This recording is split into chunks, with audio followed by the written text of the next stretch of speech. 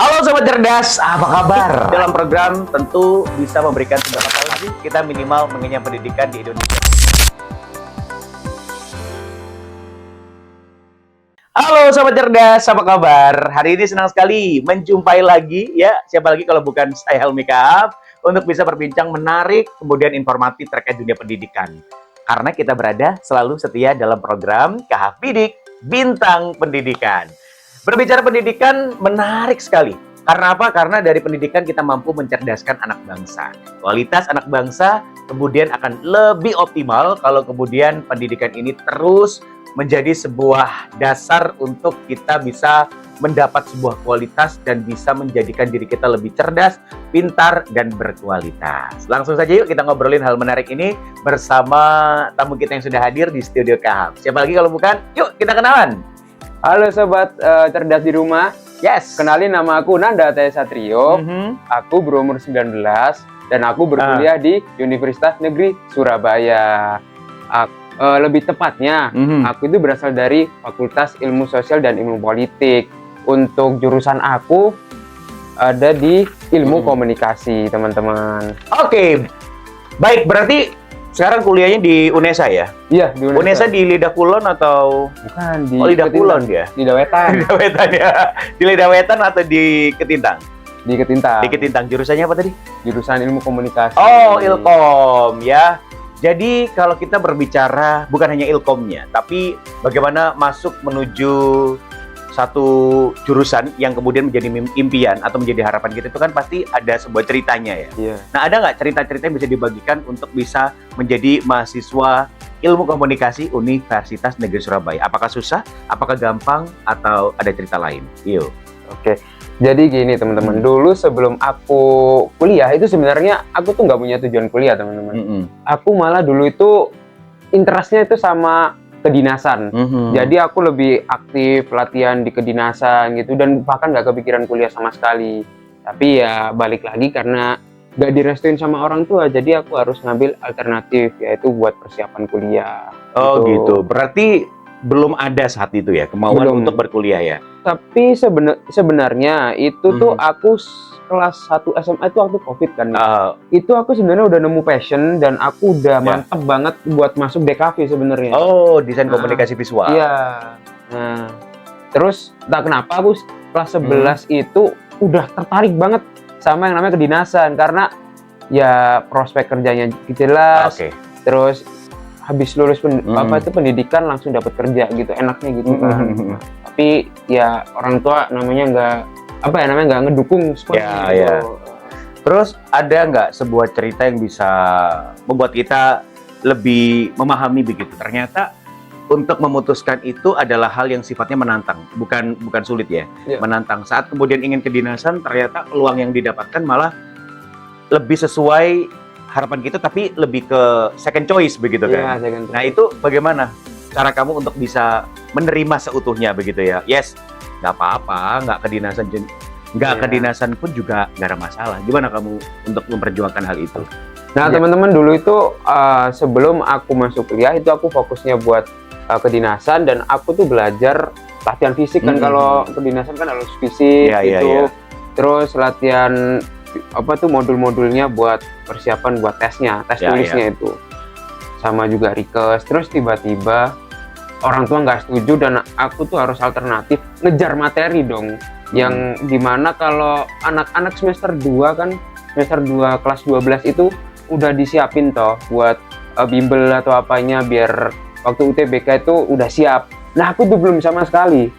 Teman-temanku itu udah dari semester 1 itu mereka itu udah siap banget. Berarti mereka lebih siap lebih awal ya? Iya. Karena aku semester 1-nya sebenarnya udah ikut bimbel, tapi bukan buat kuliah, buat kedinasan itu tadi. Dan aku baru tahu waktu semester 2 orang tua aku kurang setuju kalau aku masuk kedinasan. Akhirnya aku ngambil ini, kalau aku ngambil paket cepat itu kan mahal ya. Jadinya ibuku kebetulan punya guru privat. Dan aku akhirnya manggil guru privat, dan ya pusing juga waktu itu, dua-duanya harus aku pelajarin karena yang satu aku masih ngejar impianku, yang satunya aku keinginan orang tua aku gitu.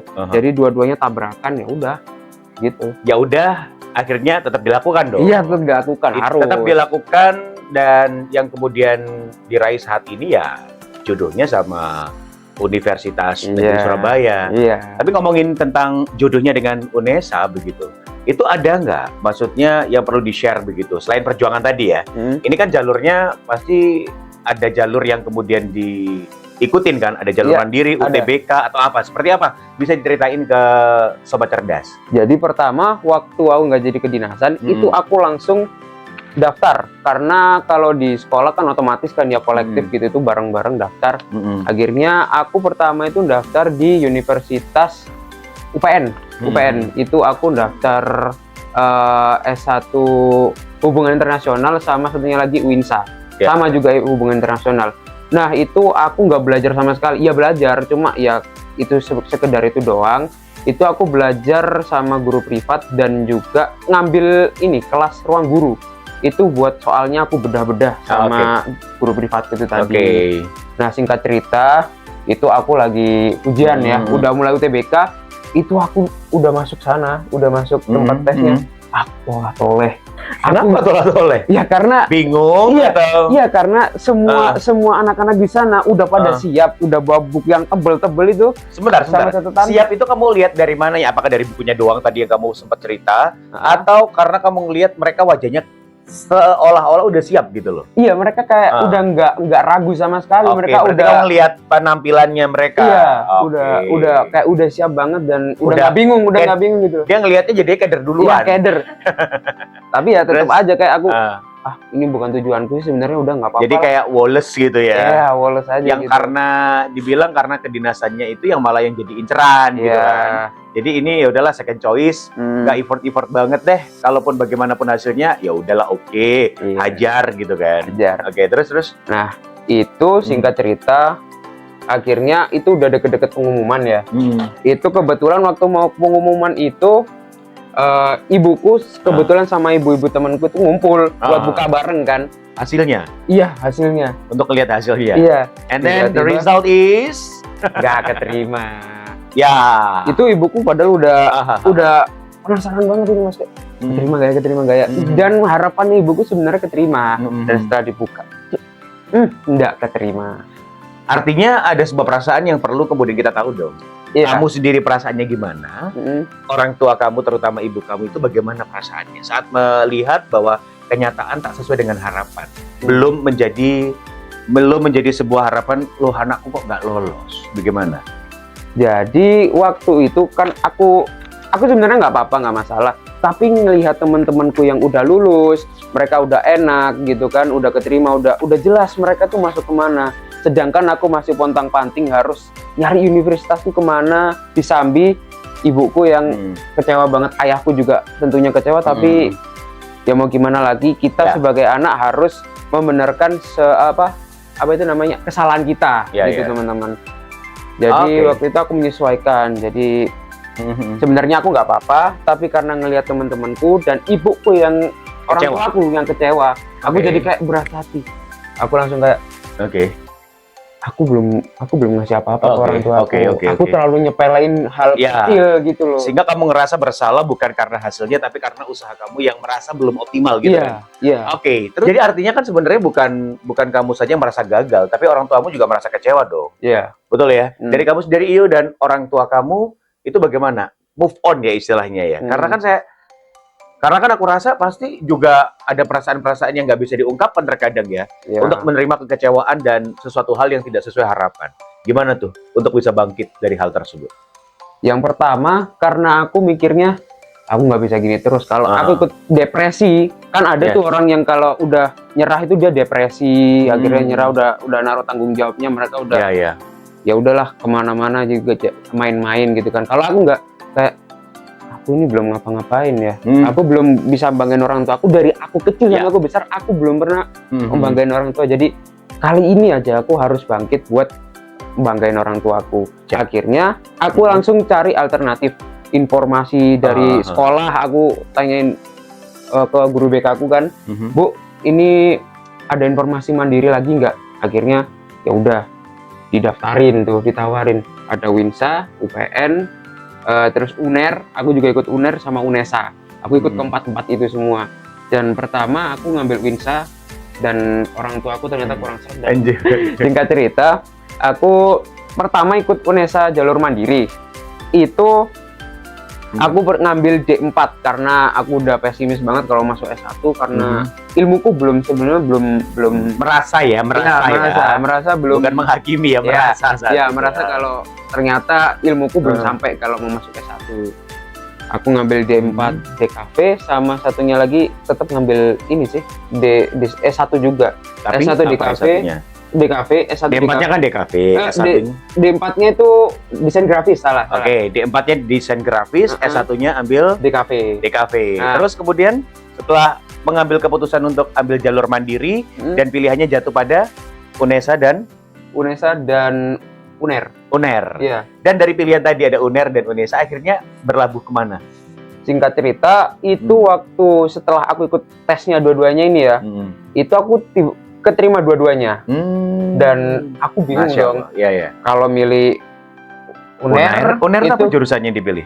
Sastra Inggris. Oh, sastra Inggris. Iya. Tapi satu harapan di antara harapan-harapan lain nggak? Maksudnya kayak passion kamu nggak? Sebenarnya itu second choice-ku.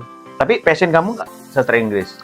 Aku suka bahasa Inggris, tapi nggak begitu suka dengan itunya. It means ya second choice tadi ya. Oke.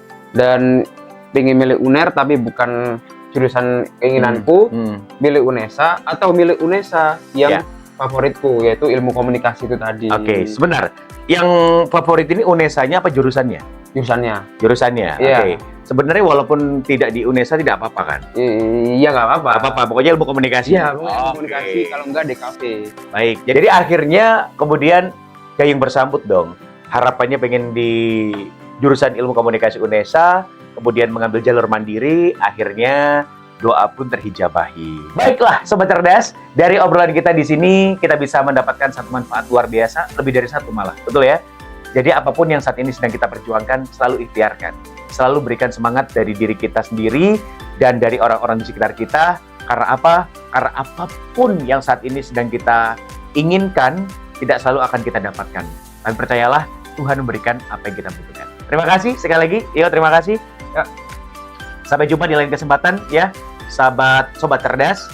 Kita selalu akan menjadi bagian dari Indonesia Emas 2045. Kalau Iyo sudah untuk memperjuangkan pendidikannya, bagaimana dengan sobat cerdas? Jangan pernah menyerah ya, karena hidup adalah cara terbaik untuk kita belajar dan untuk kita bertahan. Saat kita bertahan, disitulah kita mau belajar. Sobat cerdas, terima kasih. Sampai jumpa di lain kesempatan. Saya Helmi Kahab. Saya Satrio. Sampai jumpa.